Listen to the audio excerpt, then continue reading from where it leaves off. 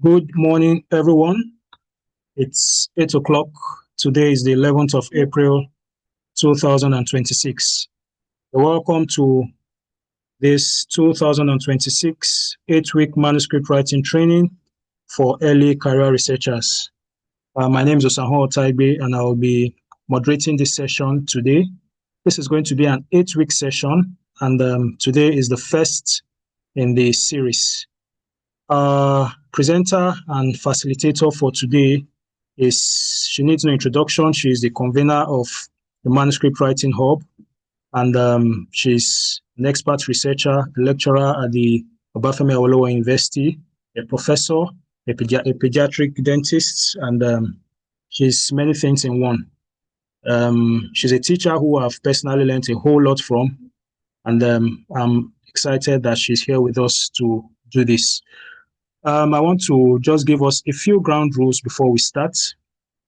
Everyone will be muted. So if you have any questions you want to ask, please put them on the chat box. And at the end of the session, we'll be able to take just a few questions. But for the questions we won't be able to take because of our time, we will take them on the WhatsApp platform. So for those of us who are registered for this course, it doesn't stop here. After now, we'll continue the discussions on the WhatsApp platform for any questions we may not be able to answer here on this platform. So I welcome you all once again. For those of us here on the WhatsApp platform and for those of us on the YouTube page, welcome to this session. The slides for today have already been shared, so it's our expectation that you should have gone through them so that this session, it's easy for us to have it together. So without wasting much time, I'll just like to welcome to take this talk, this teaching session, Professor Morenike Folayan. You're welcome, ma'am. Thank you very much, Sam, and good morning, everybody. It's always an exciting time to do this. I think this is our third or fourth time we're doing this 8-week training. We had quite a number of people register. Unfortunately, we only have a Zoom link that is for 100 people. We got 1,600 and over 1,650 registrants. So there's definitely a need for this course. I hope the many of you that cannot join on the Zoom were able to join on the YouTube. And I want to especially say hello to the 4 that came in at 7 o'clock. I had a good chuckle when I saw that there were 4 people there at 7 o'clock. Having said that, I hope that we'll get a lot more questions rather than me talking, because I'd shared the slides with you all. So please, let's engage. And I'll get it rolling by taking my most interested topic of this 8 weeks. What is research? What truly is research? I will go through this. Like you noted, you already had the slides. So I'm not going to pause. I'm just going to roll through it so as to give a lot more time to questions. So we'll start by defining research. Once you understand research, you probably have a day done. What is research, and why is research impactful for the society? We'll talk about the symbiotic relationship between research and the society, what the challenges are, and how we can move forward. To note that, one, research is not about promotion. Research is not about acquiring papers. Okay, research is primarily not about visibility. These other things I have mentioned will come in subsequently. They follow, but that's not the primary goal. The primary goal is that we inquest to answer unknowns. It's about generating knowledge. It's a quest for knowledge. We need to know things we do not know. We need to create things that doesn't exist to make life easier. At the end of the day, once you do research, everything with us all in the ecosystem starts to add up to do 2 things: to improve health and wellness. I repeat, everything we all do starts to add up so that we can improve health and wellness. I'm not sure you were born in the era when nobody could cross from Nigeria to London. If you had to go to London, my parents had to go in ships. But people saw that had its own negative impact. It took weeks. My father went to UK, to London in a ship. It took me, my mother went to meet him in a ship. and then things happened. The plane came, and then in days, in hours, you could get to London rather than weeks. It's all to improve wellness. It's all to improve health. And then the planes are now faster. And now people are going to the moon. Believe me, this happened in my own lifetime. And in your own lifetime, if you're a lot younger, you will see a lot more transition. For many of us, we're starting to see AI. Um, I used to the phone that you have to put your hands in that circle. Now our children look at it and say, "What is this? What does this look like?" Some people see typewriters and can't imagine what it was. Some people can't imagine a life without a phone. This is what research does. This is what research does. We never made these milestones without research. Of course, when it happens, you're going to be visible because you're publishing. You will be richer because you have ITs. But the fundamentals about research is the quest for knowledge. And that quest, I repeat, is structured.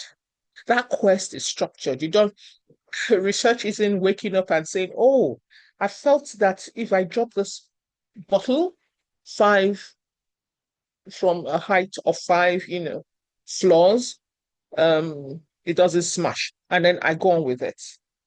It doesn't happen like that. Research has to be a structured process. And more, the structures, the systems for that research is evolving and getting better, including the fact that you have research checklists.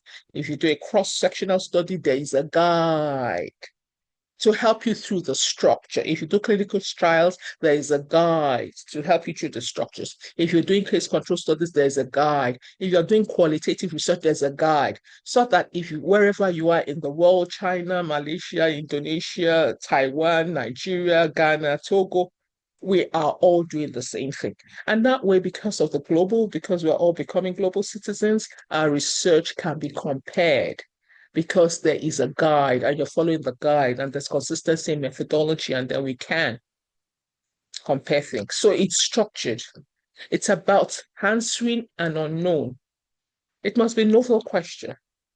We can't waste the limited financial and human resource we have answering the same question over and over and over and over again. And that's where the place of scoping review becomes very important, because with scoping reviews, you can tell us, "Oh, we already know this. This is what we don't know. This is the gap." So people who have specialized themselves in doing scoping reviews, they bring value to the table so that we don't keep doing things over and over. They keep guiding us. This is where the question is. This is where the question is. And that way we gradually get to the whole. It also helps us develop hypotheses. Those of us that are experts continuously doing cross-sectional studies, please note that your cross-sectional studies, what it does is generate hypotheses. And then this hypothesis, when it's found to be valuable, especially when multiple cross-sectional studies are saying the same thing, people who do clinical trials now take those hypotheses and take it to clinical trials. I remember very much in my lifetime when there was an hypothesis that was suggesting that the use of contraceptive increased the risk for HIV acquisition. Multiple studies were saying multiple things, ecological studies, and then the advocates came on board. We need to test this hypothesis. And then a major trial was instituted to test this hypothesis. And then it found that the use of contraceptive, whichever form it is, does not increase the risk of HIV.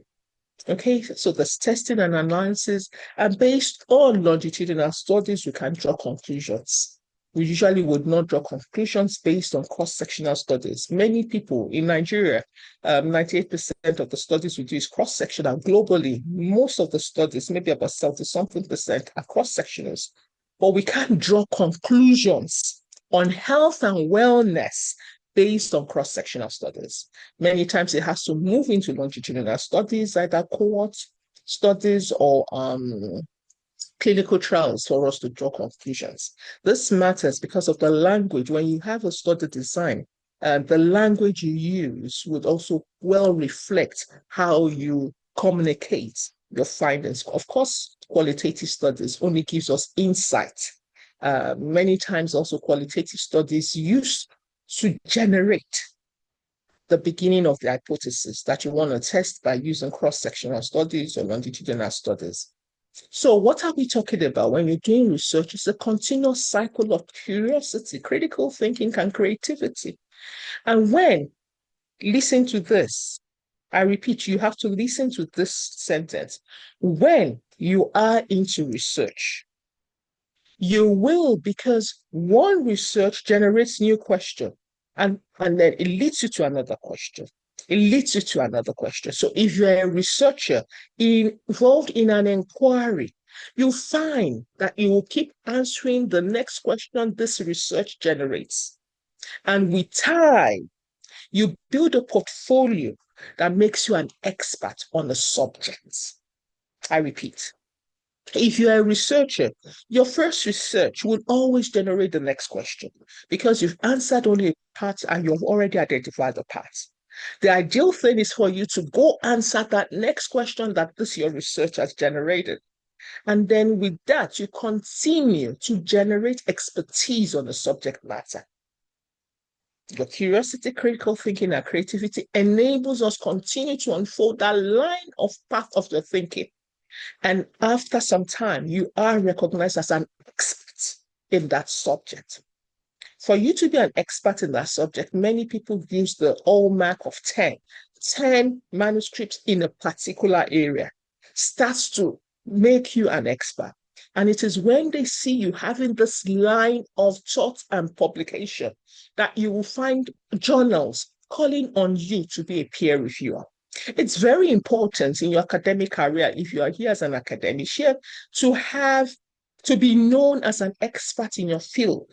And the first signal to that is when quality journals, Q1, Q2 journals, starts to ask you to come on board as a peer reviewer. That's the first signal that you are being recognized as an expert. Please note, I'm not talking about predictor journals. Neither does Manuscript Org talk about predictor journals. Neither does Manuscript Org ask you in any way to find yourself in that area. And if at the end of the day you have a certificate from Manuscript Org, please never, ever, ever go into the areas of predictor journals. At some other time during this 8 weeks, you would learn a little more about predictor journals. So if you're in the academia, please know that research is the heartbeat of any university, any tertiary institution, any research institution. Because within that field, conducting research, you will create knowledge, pushing the boundaries of what is known, expanding. Somebody somewhere first dreamt of visiting the moon, but they did not leave it as dreams. They put it down on paper, sought the funding, and there was a visit to the moon. Of course, many people said it was crazy, just as many people still think AI is crazy, and many people still think many of the boundaries we are pushing is crazy. But that is what knowledge does. It pushes the boundary of what is known and gets us into better lifestyles, improving health and wellness. Importantly, we all know we expire. I don't know if there's anybody here that doesn't know he or she's going to expire. The big thing is that you must train the next generation. You must hand over the baton, helping them learn to think and what to think about. It is compulsory for you to leave behind people who look like you so that they can continue to think and create and make things better. One of the things I say is, look, if, for example, research questions come very easily. You keep going to work, and for some reason, when you get to work, everybody's late. That's a research question. Why is everybody late? Why is everybody late? Especially when the lateness is affecting function. It's not for you to keep screaming, it's for you to study, critically analyze, and find a solution to that. It's a very bad phenomenon for you to come at 59 and 59 and say, that is how it has always been since I was a student. That makes you a bad researcher. Because if you're a critical thinker, you should not allow that thinking. You should be curious. Why is it that as a student, this was a problem? Here I am at 59, it's still a problem. Make that a research question that you and your students, the next generation, starts to solve. You might not end up finishing solving it, but you started the thinking. Okay, and you must push the boundaries by querying the norms. Those things that we are always doing, is either you're going to validate it or you find a better way of doing it. So when you're in the academia, I noticed that the three-legged stool, that is an interconnected pillar, you in the university have to do three things. You have to do research, you have to do community projects, and you have to teach. The research is the center, is the connector of all the other two pillars, because it is your research that you're expected to teach. Remember that your word is to lecture. Nobody says you're a teacher. It is your research that generates knowledge that is in the secondary school textbooks. It is your research that generates knowledge that is in the primary textbook. And it is your research that generates the knowledge that you teach your students in class. If you're a researcher that you are still copying textbooks as if you are in primary and secondary school, then there's a problem, because you should stand in front of your students confidently exuding the knowledge you have generated by your research, and you're engaging your students to challenge what you're thinking or to query what you're thinking, leaving them with research questions. That is what you are as a lecturer. Your work as the lecturer for the community engagement also generates knowledge for advocacy. You are in those community spaces telling what you found, helping them understand how to do things better. They now take the knowledge you have generated and go knock on the right doors to ask for the change.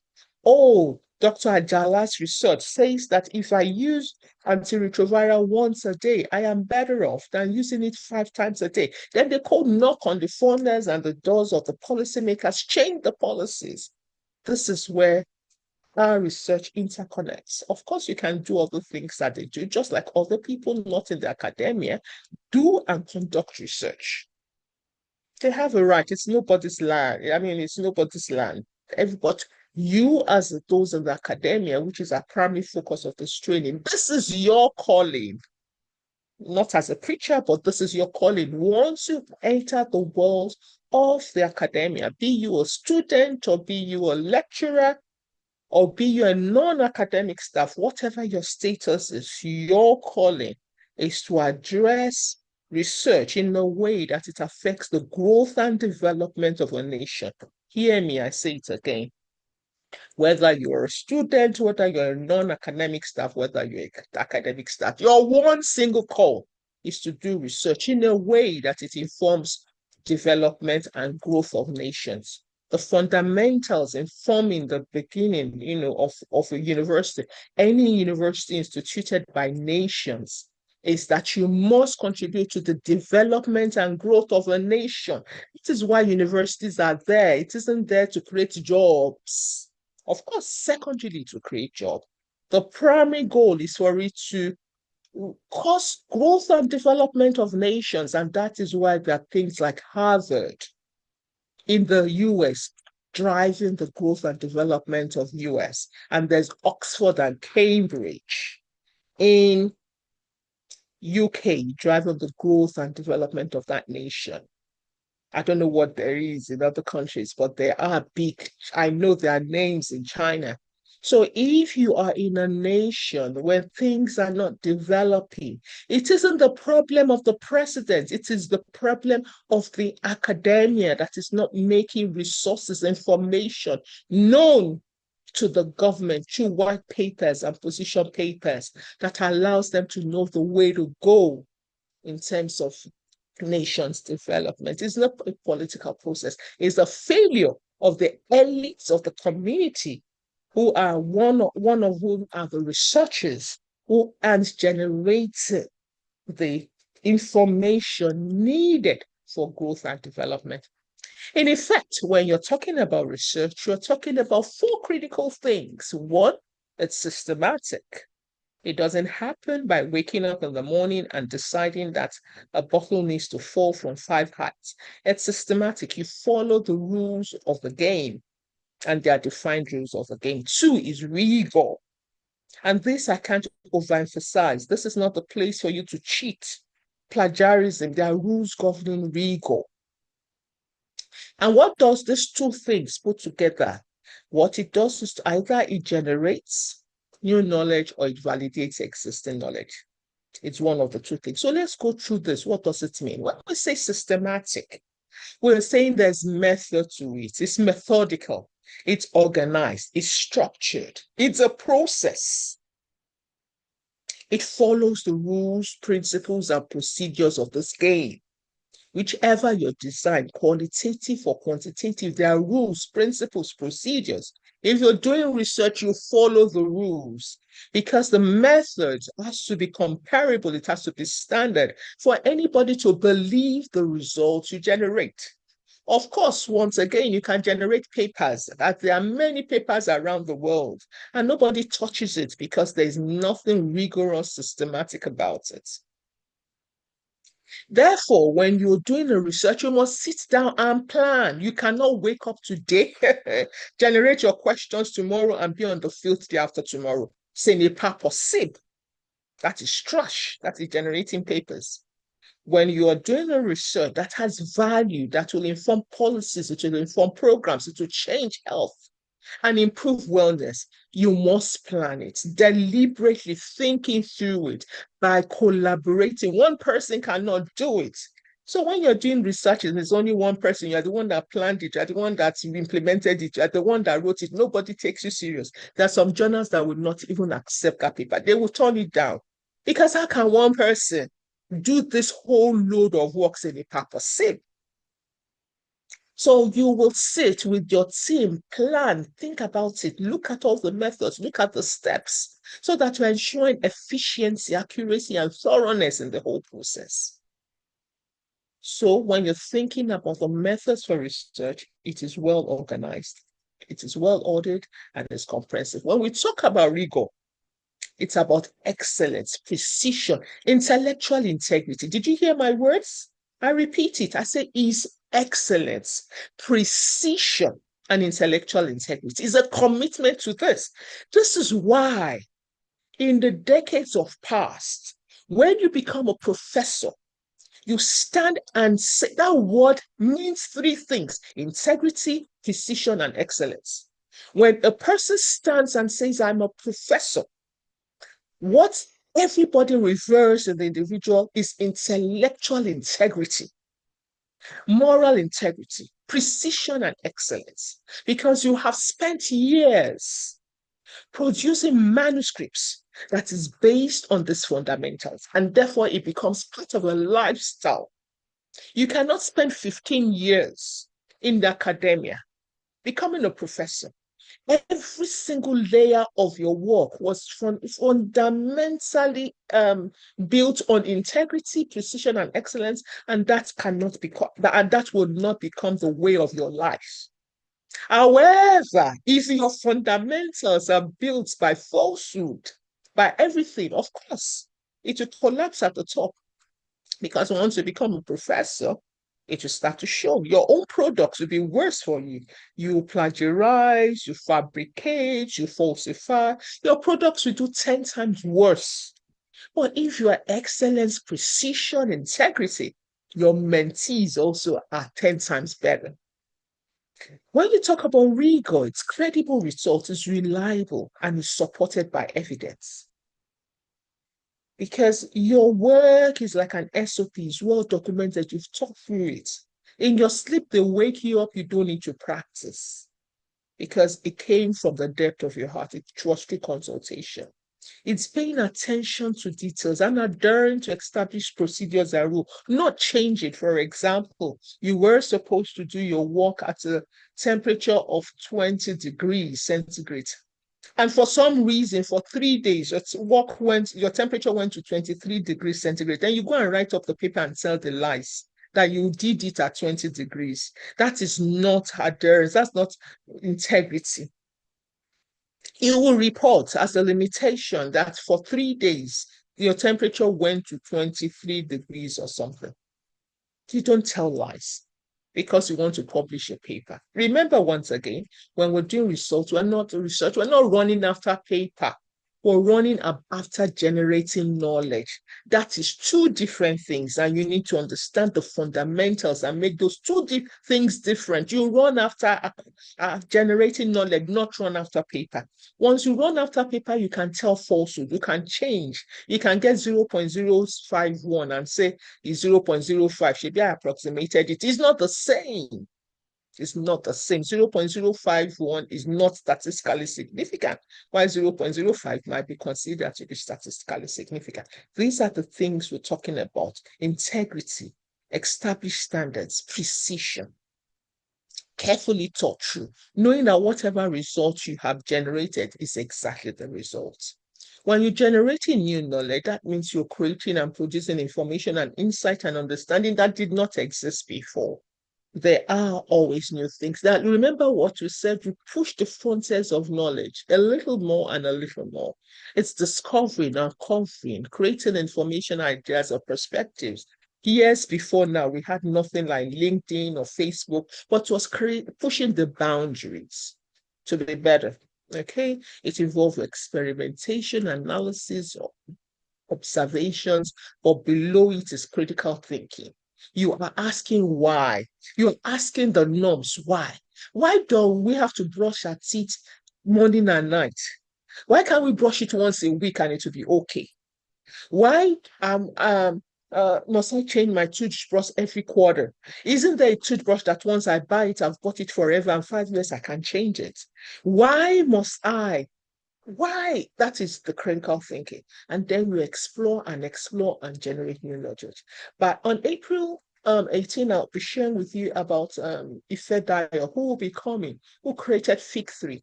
He's working on, he's a neurophysicist, a Nigerian, who is thinking that is, as you're thinking now, as I'm thinking, or machine can produce my next thought, because he has taken years to accumulate thinking, so that as you are thinking, if your thinking pattern is like this, it can almost predict with precision what your next sentence will be, so that the next sentence can come out even before you say it, because it's a predict. But that is beyond normal thinking. It's creative thinking, understanding the possibilities and pushing the boundaries. This is what we're talking about. When you're talking about generating new knowledge, we're talking about originality, like I said, expanding the boundaries, deliberately exploring uncharted territories. You can't have a PhD student working with you who is expanding that territories and you say, no, and nobody has done that before. But that's why he's a PhD student. Nobody has done it before. So he must do it.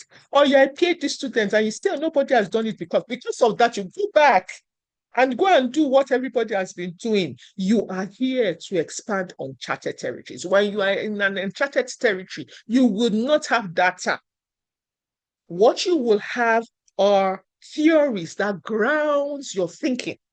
And it is those theories that grounds your thinking that you will build on. You will not have data because it's uncharted territory.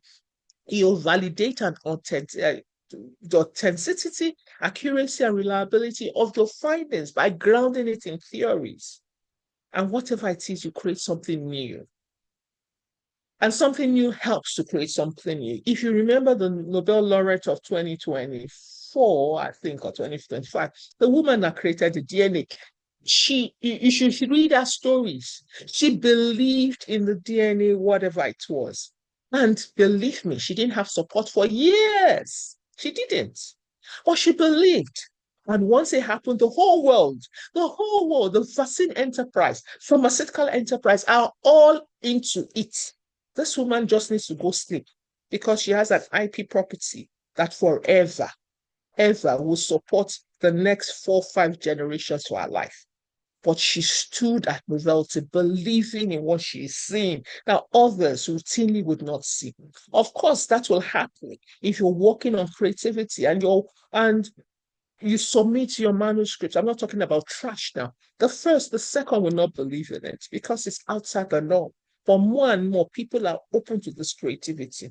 Of course, this can't happen without collaboration. You are still a person that is always writing a single authored manuscript.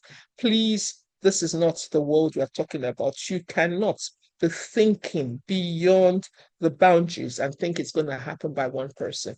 In summary, generating new knowledge involves uncovering and creating information that adds understanding to the world. At the end of the day, it improves health and wellness. Remember, this is my underlying goal when you do research. Is a fundamental aspect of scientific, academic, and creative endeavors that drives progress and innovation across disciplines. Well, we're in a world where transdisciplinary research is what it is. I was in a space where we're talking about grants, and I kept saying over and over there are grants. The thing I forgot to say in that space is that you really would find a grant to say, oh, this grant is for chemistry. This grant is for dentistry. This grant is for, there are very few. The grants there are now calls for creativity where you can read the words of the grants and your specialty becomes an addition to deliver. And so in that addition, you're bringing chemists, you're bringing fine artists, you're building architectural students, and you're thinking of solving a global problem. There is no specialty that can solve infectious diseases, the growing pandemics. There's no specialty that can solve climate problems. There's no specialty. It has to be interdisciplinary because we're talking of humans who are not compartmentalized, but humans who, with everything, come together, become something that you want us to be in terms of our health and wellness. Quickly to go through validation of existing knowledge. What we do in this field is to confirm the accuracy of what already exists. Many of us are in this space. I'm hoping more of us will go into the space of generating new knowledge. Your work must be seen to be validated. For example, before COVID, are the things that happened before COVID still relevant now? COVID has changed so many things. It's the way students learning before COVID. Is it the same thing now? Is the way students learn online? Is it the same thing as traditional learning? You are validating existing knowledge. Things that happened 10 years ago, can you still say they are concrete now? It's about verifying the accuracy, reliability, and relevance of theories, of concepts, of finding. Are those knowledge still applicable now? Are those knowledge still sound and trustworthy? Not that they were not then, but now with the evolving changes of things, they are not. I remember many years ago, they said you can't eat egg or whatever, the content of cholesterol. The findings are saying something different now. So why must you do this? You want to do this to maintain the integrity and credibility of the knowledge that we know. Before, in the past, we would all the knowledge comes from the global north.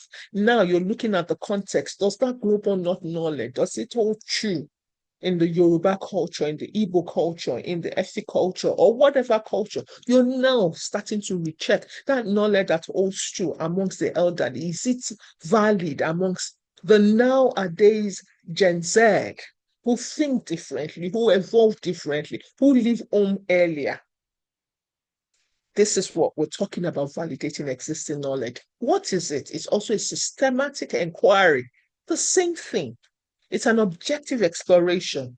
There's no subjectivity. What does it mean? Objectivity means if Ajayi does it and Otaigbe does it and Ayojimi does it and Jacqueline does it, we will get under the same conditions, we will get the same results because we will follow the same procedure, not subjective. It's generating new knowledge in itself through validating of the old, and it's empirical critical thinking involved. So in summary, when we're talking about research, what it is, the big thing behind research is the methodology. It's not one of the things I see for many research that comes from low middle income country, like my own country, Nigeria, is that you write a manuscript of 5 papers. 3 papers are dedicated to introduction, and half the page is dedicated to methodology. And then the next, or whatever is dedicated. This is not research. When you're talking about research, the big deal is the methodology, which means the 3 pages or 5 pages are dedicated to methodology. Methodology, the SOP that allowed me to get this result. And that way people can say this is credible. And policymakers will invest it and make decisions about nations from it. WHO will trust it. And that is why WHO would go to key one journals, Nature, Lancet, New England Journal of Medicine, top researchers to harvest information to inform global policies. They won't go to the predator journals. They won't go to even Q4 journals. They won't even go to Q2 journals. Because in those top journals, peer review becomes the experts. Remember, I started defining the experts. The experts will review the authenticity of that result. They will review and spend time on the methodology and say, can this methodology, is it rigorous enough to generate the truth or the facts that we're looking for? And then they will build nations on it.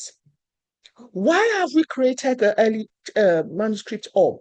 This is the story behind Manuscript org.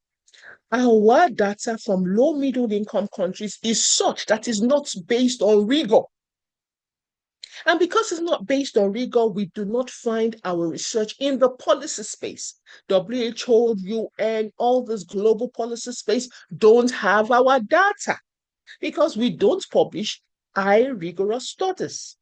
Therefore, when they want to make a policy for Nigeria, they will use the rigorous data from Asia, which is the closest proxy. So your result will not work. It will continue to work for Asia. Asia will continue to grow because they have data. UK will continue to grow because they have data. US will continue to grow because they have data. Africa will not grow because we are using proxy data, because our researchers have not invested themselves in the rigor. What they are doing is pursuing paper so that they can get published and get promotion to become professors that are doing nothing of solving anything, but continue to spend time to critique their government, which they should otherwise have contributed to. One of the problems I hear every single time is we do not have fundings for APC to publish the paper. And I laugh, but that's a research question. Why don't you solve it? Why are you waiting for the government to dash you money? It is a research question. Solve it. Are you with me? Rigor, method is what we're looking for. Once methodology is undermined, the results cannot be dependable and nobody's going to touch it. That process of ensuring rigor is validated through peer review. Experts would review and critique and give you feedback to strengthen, or once the methodology is shallow, they will reject. They can't ask you to correct methodology because it's already done. And so they would reject if the methodology is poor. There must be documentation, which is why you must write a protocol, submit it for ethics clearance, and get the ethics number. That ethics number says somebody has looked at it before you start. That ethics number says there's documentation. That ethics number says in 10 years' time, if I want to understand what was done in the thinking to get this out, I can refer to this number and go to this ethics committee. If you're doing research without ethics clearance, nobody will touch your research. It is just paper. It is not research. Don't do research without getting ethics problem. Whether you're working with human beings dead or alive, you must get ethics clearance. And once you have done that, ethics requires of you to communicate. You must disseminate your result, your research. Disseminate it via conferences, via blogs, on the social media, disseminate it. Because once you've disseminated it, people would see the result and build on it, rather than starting all over and wasting the infinite human resources and financial resources. They can build on it. If you keep it under your shelf, nobody knows it's there, and we're going to go look for money and repeat it again, rather than building. We don't have all the time. I've talked about ethics consideration, and it's all an iterative process. You can only know little. You can't know everything. Even if you do the biggest and the best PhD, it's just a little. And we continue to build. First, we generate evidence that is factual, and then the facts all amount to establish a truth. There's a truth out there in the world that we are all going towards to find. But your research continues to generate facts, to continue to generate facts. And once facts become consistent over time, it can be taken as the truth. So what are we talking about? At the end of the day, your work as researchers contributes tangibly and intangibly. Tangible includes your peer review publications, includes your patents, includes the data sets you generated from your research that otherwise should be made available in the public space so that others can use it for secondary data analysis.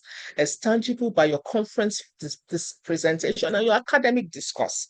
I encourage my mentors to be in the social media spaces when you are engaging with other people. That's not the place to always just click yes. Engage in academic discourse. In those places, you are visible and they are hearing and they are knowing experts. And intangible is the skilled workforce that we continue to build and a culture of critiquing a culture of innovation, a culture of evidence-based, where you are skeptical about everything and questioning. Not skepticism should never be seen in the negative. It's about querying things, not just absorbing it as they are. Because you're thinking through an evidence-based reasoning. That's what your critical thinking is informed by evidence-based. Okay, it's not just taking things as they are, as gullibles. You critique it before. I'm a Christian with no apologies. They talk about the Berean Christians. The Berean Christians will read the Bible and go and check it. They don't sit down in the church and listen to the pastor and say, oh, that is it. They will take it and check it again and again before they act on it. That's what we're talking here. When you hear a word, you hear anything, you check it based on evidence. There's a baseline evidence that you check it with, and then you decide to go forward with it or you drop it. And at the end of the day, when you do those things, the economy grows, the nations develop. There's new industries like tech and internet and the GPS. There's high-tech jobs in the research. In the research industry, startups are created, companies are created, and you're not waiting for salaries. The most valuable places to be in the university. You're not waiting for salary. You're not striking for salary. Salary can never be enough. Do you know Dangote is still looking for money? Do you know Bill Gates is still looking for money? That is not what satisfies. When you ask them what satisfies them, is the fact that they are creating, improving health and wellness. It's an internal satisfaction. Money will always never be enough. But once you're growing and impacting, you see new industries, high techs, you're solving problems, driven by curiosity, doing groundbreaking things. Unplanned applications are happening through the things you're doing. Then you're making impact. And that for me, or for anybody in the industry, is the salary. Like I said, what you're doing is improving health and wellness through medical breakthroughs, vaccines, treatment, diseases, public policies that are changing paradigms. Psychological and sociological impact of your research that is improving the mental health of people through understanding of social dynamics. And finally, we're understanding our world, preserving our history through archaeological thinking, informing policy, sociology, political science, tackling poverty, inequality. Do you know that there are countries in this world where people are not dying? I mean, infant mortality is something past. Do you know that things in those places in this world where there isn't poverty? I was discussing with somebody, just couldn't understand. And I understand where she's coming from. She can't understand why you don't have money to travel. She's trying, she's struggling, but it doesn't happen in our world. Climate change is a problem. Inequality is a problem. It's not people in US that's going to solve it for us in middle income countries. It's you, privileged elite researchers that isn't recognizing themselves in this place, but is waiting for somebody to solve their problems. It's waiting for a government to solve their problem. Whereas you're supposed to be solving government's problem. Solve government problems and take it to them, then they will apply it. But you're waiting for government to solve your problem. Jeez, you do not understand the place you are. It's about critical citizenry, where the society values research and is better equipped to address misinformation and make informed decisions. You bother and query about people collecting money to vote, it's because you're not creating the environment through your knowledge, shaping, helping us understand how people can understand truth and assimilate truth. We need to do better. And this better that you're seeing them do in China, that is changing their society, that you're seeing them do in Singapore, changing their society, seeing them do in Taiwan, seeing them do in Malaysia, changing their society, seeing them do in India. And they are becoming global powers in the G8. we in low middle income countries have to do. And the onus is on you, the elites, early career researchers. If anything is not working, it is our fault as elites. It's not the leaders. Our research should solve national, regional, and global challenges. Climate change is here with us now. What are we doing to be in that space? Food security is here with us. What are we doing to solve this problem? Sustainable development is an issue. Our research must help to balance economic growth and environmental protection. Yes, there are others. Funding is a pressure, but funding is the last and the least. Anybody that has heard me over and over again, funding cannot be the problem. You all do research to get promotion. I know that some of us here have already got 16 publications, 8 publications. You're already doing research for your promotion. What you are saying is that research, do it with rigor. It's not looking for big grants. It's looking for small things you do. Do it in a way that impacts. It makes sense. Your research must have a so what to it. So what? You have 17 papers, so what? You have 57 papers, so what? You have 1 paper, so what? What is it changing? And in my own world, I say, look, collaboration matters. Pull things together, pull yourself together, and you get the fund. During the COVID-19, we had researchers from 54 countries around the world pulled together. Believe me, we generated 34 manuscripts. I do not have 1 naira. But I did not have a grant, I meant. But you found people bringing grants. Those, my colleagues in the UK, got grants. We in Nigeria contributed money and did what we needed to do. And that way we got global paper, 34 at the end of the day, informing policies around the world. Funding might be a problem, but you can undermine it as researcher. Critical thinking solve the problem. Of course, publish and perish is a norm. In my own universities, publish and flourish. And many universities are adapting that term because you can publication is a small thing in terms of the academia. Your promotion is secondary, impact global. There are paywall problems, collaborate. I do a lot of systematic reviews and scoping reviews. This collaboration, my colleagues in China, I have a mentee in China doing well. If I'm looking for a paper, she gets it for me. If I'm looking for Scopus, she gets it for me. I don't have to be blaming my university and saying and sitting down there and saying, they don't have money for APC. No, there's APC out there. Public mistrust is also going by the falsehood that we are creating from the industry. And finally, research security, which is an issue about protecting our intellectual property, but people are also working around us. In terms of going forward, please ensure one of the things you must acquire is open access. Make your papers, go to places where your research is not behind paywalls. APC is not a problem for people in low middle income countries. APC is a problem for people in high income countries. I have colleagues collaborating with me so that they can get me through the developing countries to get free access to free APC. Once you are from middle income country, any journal in the world, including the New England Journal of Medicine, asks for APC. Just tell them I'm from low middle income country. Finish, they waive it for you. If they don't waive, they give 20%. You have papers all over the place that is waiving for you. You don't need to go to predator journals. They are high, every high journal. If you say you are from low middle income, they waive at least 80%, maybe not all. But they not only waive, they might also give low. But many, BMC is completely waived. Plus group is waived, except plus one that collects $500. Only very recently, I think they started collecting money.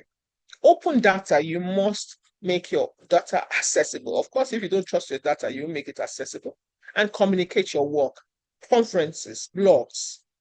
It's about transparency, it's about trustworthiness, it's about access, and people can use the data to do second things. In conclusion, please know that research in the academia is what makes the society grow. That's what makes the society grow. It's not your leader, it's not Tinubu, it's not your president. Your leaders use your research outcomes to make a difference. In the universities, in the schools, primary school, secondary school, tertiary institutions, your research informs the content of the textbooks that the future generations will read and get better in terms of knowledge. Your government needs your research to be able to know what it is to do next, to do better, because your research is reforming white papers and policy papers. Advocates around the world need your research to be able to move and drive the government to do better, whatever it is. It also allows us to create critical thinkers and innovators. And these people are the ones that change the society. The relationship between the academia and society is fundamental, yet it is driven by the elite, this club of elites that you are.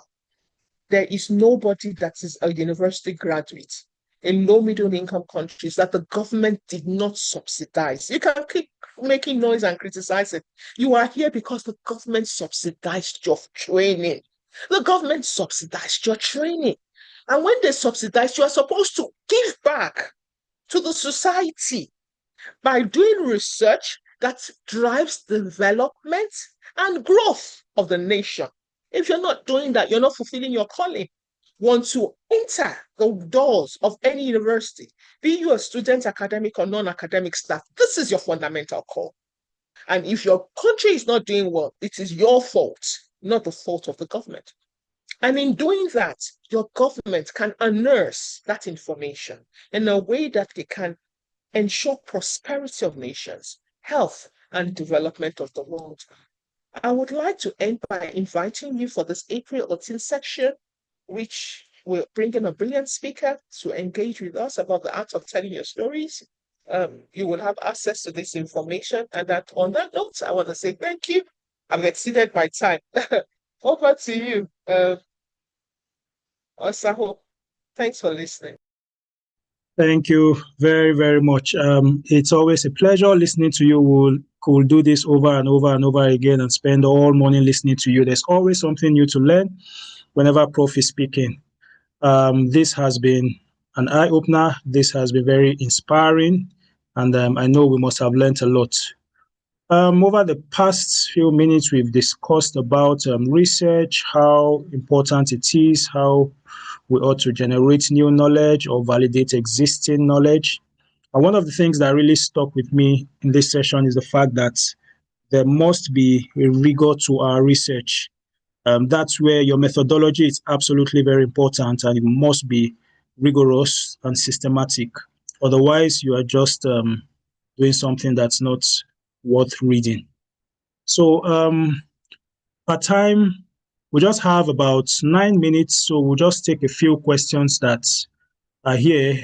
So there was a question someone asked about, say, Prof mentioned scoping review. How is it done, and what is the difference between it? Well, this morning's lecture is an introduction. So this is an 8-week session. We'll be doing we'll be having more sessions. So this except maybe Prof wants to just say something little, but this will be something detailed if you want to discuss the difference between scoping review and how it's done. Difference between scoping review I think and that's it. okay. Yes, there are other sessions. Yes, thank you. Okay, all right, now. Then there's another question that someone asked on. Maybe I should just read it out. It says, while choosing a research question, I always find it difficult to go out of my field, feeling it's not compatible with what I specialize in. Example, doing a public health research while you're a laboratory scientist, or doing psychological studies while specializing in a different field. So any advice on this? I think you elicited a very valid fear, which is not just you, but many people in the field. But it takes you being in spaces, discussing how this happens for you to be able to move out of that constriction of the specialty training you've had over the years. It also takes you being on the shoulder of a mentor that can also help you do that. On Wednesday, I had a discussion in my faculty where one of the speakers that I brought is an oral pathologist.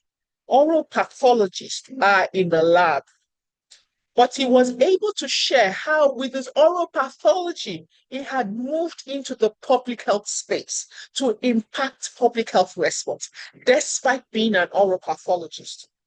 My message that I took from that was that he did that by being the part of the cohort of the studies that his mentor opened to him.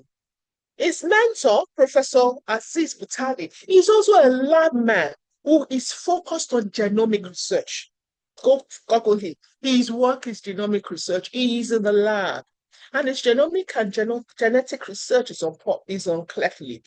But he also got a grant that moved him to the public space so that he can start to learn the implication of this in the public space. And then it's also creating and helping his mentors to move into that space. Yes, your fears and concerns and restrictions are valid, but yes, you must find out how to do it. And doing that also starts, if you're on your own, on creative thinking. Most creative thinking comes by standing in the space. One of the best person that I've heard powerfully discuss moving from constricted spaces to transdisciplinary space is Professor Titus. He talks about music and he tells you how with his field in music, he has moved into multiple spaces. You need to listen to Titus. If not, we will send you a link. Osaho, please look for Dr. Titus' past sessions with us so that we share with them. You see how he links his space with every other thing, every other part of the world, and he's making waves, getting grants, getting invited, just because of his ability to be innovative and linking his discipline out with things outside. I think that has answered your question. You must choose to be bold enough to venture, and you must be bold enough to find the path through which you can venture out of your discipline. But yes, it can be challenging, but you must, and the earlier the better. Thank you. Over. Thank you, Ma. There's another question here. It says, why is it that when you share a research idea with another researcher, it's being executed by that other researcher behind closed doors? I don't know. I don't have an answer to that. We only have 4 minutes. Maybe you take a critical question and then we answer and then take all the questions. Let's address the question before it closes and then we'll take it to the platform. I don't have an answer to that. Yeah. Thank you, Ma. I think most of the things here, they are more of comments thanking you for the lecture and all. On the YouTube platform, we also people just appreciating you for the sessions, and there's one or two personal questions about personal studies, which not be very relevant. The question about where one can meet. So I can't hear you. You're moving away from the mic. Oh, sorry. So someone was asking a question about where an upcoming researcher can find other researchers to learn from platforms, maybe apart from LinkedIn. Where can an early upcoming researcher get to learn from other researchers? I think that's one question on YouTube. Okay. Yeah, I think, it's a good question, but there are multiple platforms. Let me tell you what I did in my own early years. I joined every platform. I joined platform on health. I joined platform on advocacy. I joined platform on archaeology. I joined platform. Anybody that invites me to a platform, I don't refuse. I just go there. And in hearing bits and bits and bits about this, in hearing I will know opportunities, in hearing I started to know I don't refuse. If you like, and my WhatsApp now, I'm sure there are over 8, 10 people that has joined me to prayer groups. I don't say no. I don't say no. Because in those spaces, I'll just say one thing. And I have in those spaces, you also find collaboration. Please, one of the things I tell my mentors, this will be the last questions as we close for today, is that one, you must go for conferences. It's my mentors. They know that. 2, when you're in that place, you must open your mouth. You cannot be a participant in the audience. You must open your mouth to ask questions. This enables them become critical thinkers because because it's a compulsory, when they come back, they'll give me reports. So when they are in that space, they are critically thinking through the presentations. So they must stand up and ask questions. Why is that important? They become visible. In that visibility, somebody will come and ask them, I want you to be a collaborator. 2, when they come for conferences, they must come back and tell me 5 new persons that they have met. Why? Because you have a tendency when you're going, you're just continuing to play with your friends. Believe me, the biggest support you have for your future life is your network. You are as big as your network and you're as rich as your network. When your network is small, you are poor. Grants will open because your friend is in the director of NIH. Grants will open because your friend is the director of tech funds. Your network matters. So when you go for conferences, it's not the time to go and sit with a friend, it's the time to go and make contact with the important friends that you create. And I tell my mentees, you must come back with 5 new friends. Believe me, the 5 new friends you create here, in 10 years' time, when you're aspiring to become the vice chancellor, they're the ones that are going to make the difference. When you become the dean, they're the ones that are going to give you money. When you're looking for opportunities, that the ones that are going to open door for you. The third thing, when you're going into a conference, you must plan to go for a conference, which means you sat down, you have looked at the list of speakers, you have decided the speakers that you are going to go and meet. You have planned, pitching what you want to say with them. If you have just 1 minute or 2 minutes with them, that sticks with them, and you make them put their hands in their pocket and give you their card and say, you, please contact me.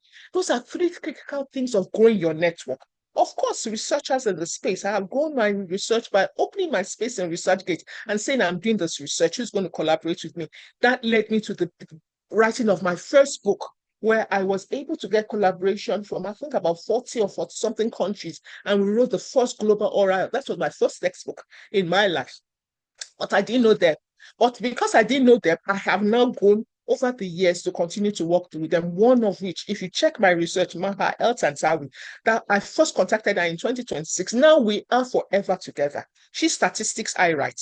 On that note, I'll keep quiet, and apologies, we're already 1 minute ahead of beyond time. Over to you, Saho, to end, and I look forward to, yes, having you and welcoming you to this session next week.